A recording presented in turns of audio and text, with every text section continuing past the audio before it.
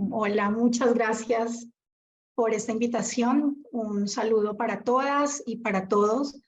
A mí me han pedido que en 10 minutos comparta con ustedes algunos elementos que considero desde la investigación académica que tenemos en la Universidad Javeriana, en el equipo del observatorio y de la facultad, pueden ser de interés y pueden generar otro tipo, digamos, de discusión alrededor de la tenencia colectiva. Entonces yo voy a compartir mi pantalla muy rápidamente, si me confirma alguien que está todo correcto con la pantalla. Sí, la vemos. Vale. Perfecto. Entonces, bueno, estos elementos del contexto regional, como ya hemos visto en las presentaciones anteriores, pues hoy día es incuestionable la importancia de los derechos colectivos de tenencia. Sabemos de la valoración que hay, sobre todo en la agenda de biodiversidad, sobre todo en la agenda de cambio climático, donde los pueblos han venido ganando terreno. Sin embargo, algunos elementos de la tenencia colectiva podrían ser problematizados porque sabemos que algunos de estos derechos están incompletos, ¿verdad? Entonces, hoy quisiera compartir con ustedes qué estamos entendiendo por tenencia colectiva y derechos territoriales, algunos elementos más allá de las definiciones. Quisiera sobre todo poner en discusión o en debate las nociones, ¿no? Quizá los factores que no terminan de encajar en lo que entendemos y operativizamos como tenencia colectiva en nuestros países.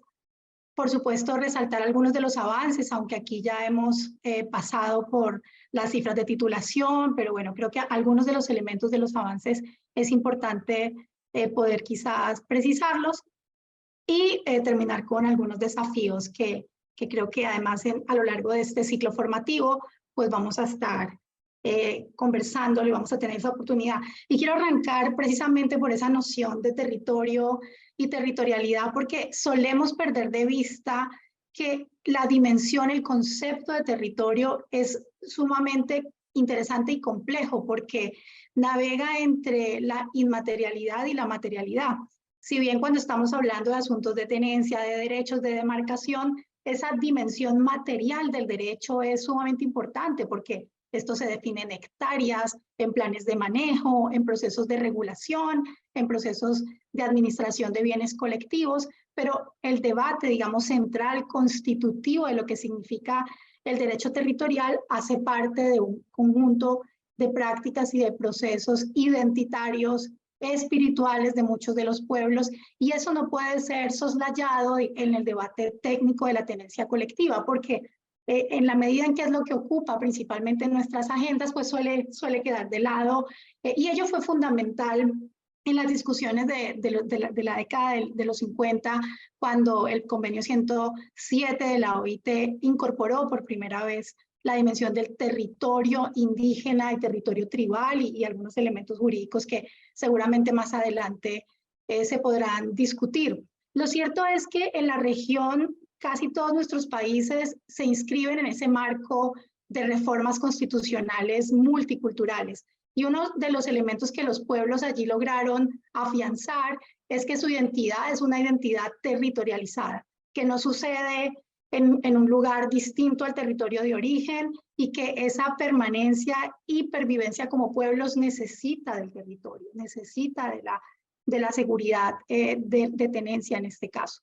Así que eso es sumamente importante a la hora de discutir el trasfondo de los sistemas de tenencia, y de allí la importancia que ya luego a finales de los 80 el convenio 169 y varios de los países que cambiaron sus constituciones para incorporar y reconocer debidamente el derecho territorial, reconoce tanto tierras que han sido formalmente tituladas, formalmente constituidos, como en el caso colombiano, como aquellas ocupaciones ancestrales donde todavía la propiedad colectiva no ha sido debidamente formalizada, pero reconoce una ocupación ancestral. Eso obviamente es todo fruto de esa discusión de los 80 del convenio 169, pero la definición de la tenencia colectiva va siempre a depender de esos procesos sociales, ambientales, políticos, económicos, y de ahí que varíe tanto, obviamente, en un conjunto de más de 45 países que configuran la región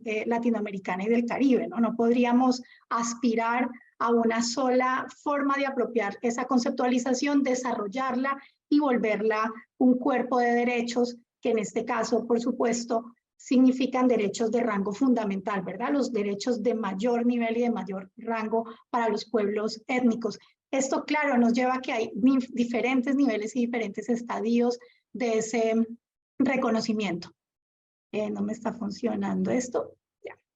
Si pensáramos en el mundo ideal, ¿no? ¿Cuál sería esa propiedad colectiva plenamente constituida? ¿Cuáles serían esos derechos de tenencia debidamente reconocidos? En la mayoría de los casos, el derecho de propiedad aparece como uno de los más importantes en la medida en que genera mayor seguridad al colectivo de que no va a ser desplazado, despojado, que un cambio de regulación no le va a quitar o a minar o a degradar derechos que ya han sido reconocidos.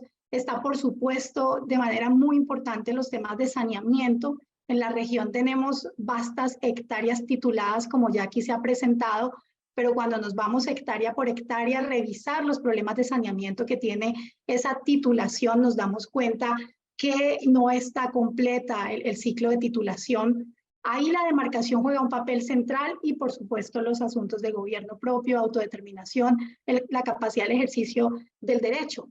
Pero cada estado, digámoslo así, marca unas reglas del juego. Cada tipo de acuerdo que tienen los pueblos con sus estados y con los diferentes momentos de diferentes gobiernos que van por una u otra tipo, digamos, de visión sobre el territorio y sobre el desarrollo, genera un conjunto, digamos, de acuerdo. Por ejemplo, si nos preguntamos quién es el sujeto de derechos de la tenencia colectiva, en la región no tenemos un acuerdo sobre eso.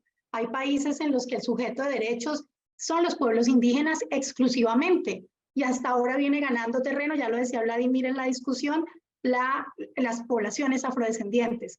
Pero ojo con esto, y es que viene avanzando sobre todo una propuesta centroamericana de ACOFOP, de la Alianza Mesoamericana de Pueblos, el tema de comunidades locales. Están avanzando en los criterios de definición de qué significa ser una comunidad local y cómo ello puede entrar en el panorama de los derechos de tenencia colectiva. Así que el sujeto de derechos es uno de los elementos de debate y que nos va a llevar a un tipo de configuración de tenencia colectiva, a un tipo de posibilidades.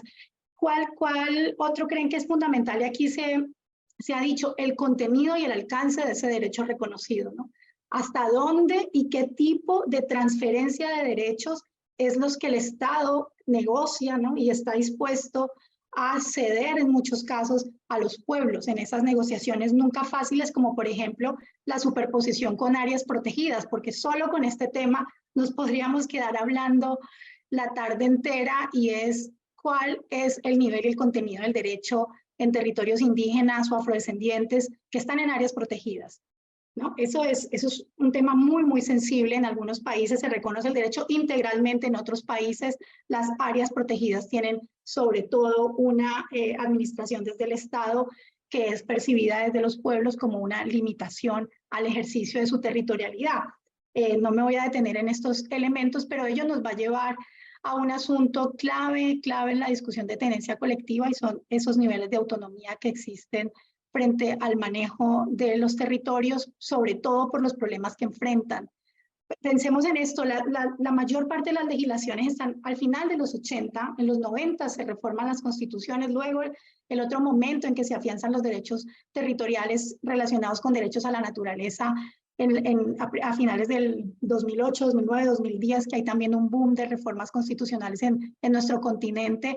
Los territorios obviamente han cambiado, se han transformado, hay afectaciones claves en materia de procesos de exploración, explotación de minerales, de hidrocarburos, por supuesto proyectos de acumulación de biomasa, como sabemos que hay tanta conflictividad ambiental en los territorios. Esto ha generado unos cambios muy significativos en las formas de vida colectiva que también van a trazar un tipo de cancha, un tipo de acuerdos, un tipo de arreglos en el relacionamiento estados, comunidades, frente a la garantía del derecho territorial.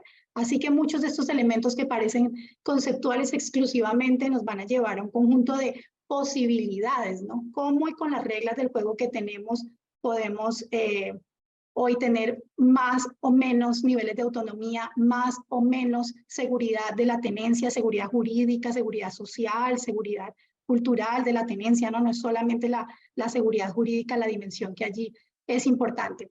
Sobre estos avances yo ya no me voy a detener porque aquí ya se han presentado las cifras importantes en materia de derechos, lo que es colectivos a la tierra, lo que es obvio para todos nosotros y ya aquí se ha dicho es, no podemos seguir quedándonos en el logro de las hectáreas tituladas porque sabemos que hay muchos otros elementos en juego en el derecho de tenencia colectiva y porque grandes hectáreas de tierras que se han reconocido en la Amazonía confrontan y contrastan mucho con el minifundio en las zonas andinas, con pueblos que están constreñidos, con pueblos que tienen escasez de áreas productivas, así que a veces vemos las cifras de esas dimensiones y creemos, bueno, aquí hay grandes logros, pero debemos matizarlos siempre y pensarlos en su justo contexto, ¿no? En qué países ello es más relevante que en otros. Y además, pues ya aquí también Vladimir ha presentado ampliamente las cifras de titulación y de demandas de titulación para el caso de los pueblos afrodescendientes, por lo que no voy a insistir mucho más en ello, solamente quizá mostrar un elemento interesante aquí que ya mencionaba Vladimir, y es que de todos esos territorios afrodescendientes que se han mapeado en el proyecto que él mencionaba, solo el 4,6% son territorios titulados y el 94,4% son áreas identificadas con presencia de los afrodescendientes, pero sin ningún tipo de reconocimiento tendiente a la titulación. Puede ser de reconocimiento de los sujetos, sí, pero no necesariamente reconocimiento tendiente a la titulación. Y ahí que pensemos en los desafíos a futuro, y con esto cierro, porque todavía en la región tenemos muchas áreas en las que no hay reconocimiento ni hay demarcación y lo que hay es unos tipos de ocupación de comunidades étnicas, de comunidades indígenas afrodescendientes y de hecho también comunidades locales que maniobran entre la propiedad privada, entre los bienes públicos, entre lo que el Estado considera que sigue siendo parte de su dominio y donde las comunidades están intentando y los pueblos están intentando asegurar un conjunto de derechos. Eso todavía sigue siendo importante porque hay una brecha de titulación, hay una brecha de reconocimiento donde cada vez vemos que se enfrentan con mayor rigor y problema los enfoques sobre la tierra como bien productivo trasladados al mundo indígena, queriendo imponer esa visión de derechos individuales en un mundo que es un derecho colectivo originariamente y además de una mirada muy predializada sobre la titulación. Estos otros elementos ya se han abordado, así que no me quisiera detener en ellos, salvo dos puntos, y es el desafío a los derechos de tenencia de los pueblos de las costas, de las comunidades que están, tienen sus áreas de ocupación ancestral y sus territorialidades, además históricas, en relación con la navegación. Son casi todos los pueblos mesoamericanos, afrodescendientes e indígenas que están en la costa y la relación con el Gran Caribe, y otros pueblos también de la zona del Pacífico, además de lagos interiores y cuencas. Eso es un elemento sumamente interesante porque nos quedamos cortos en los campos que hoy día tenemos sobre derechos de tenencia colectivos cuando cambiamos tierra por agua, cuando pensamos en costas. Chile tiene unos avances importantísimos en ellos y Nicaragua tiene un marco muy sólido sobre derechos al mar de los que otros países podríamos aprender, estudiar lo que allí ha sucedido. Y por supuesto que esto necesita afianzar un enfoque de pluralidad y de interculturalidad, porque detrás de los procesos de titulación lo que hay son demandas de justicia, lo que hay son procesos reivindicativos, no solamente aportes a la conservación, ¿verdad? No solamente aportes a la regulación climática, sino que estamos ante injusticias históricas de pueblos que han sido excluidos en muchos casos de la autonomía, del manejo de sus tierras ancestrales y que siguen demandando que ese proceso sea completado. Por eso algunos colegas decimos, estamos ante un proyecto, un proceso inacabado, la tenencia colectiva todavía tiene mucho por donde ser profundizada. En ello, por supuesto, los temas de demarcación son nodales y veremos a lo largo de este ciclo cómo el proceso formativo y de encuentro entre diferentes actores precisamente ayuda y contribuye a ir comprendiendo mejor el estadio y los niveles que hay en cada uno de los países que aquí están reunidos. Por ahí lo dejaría. Muchas gracias.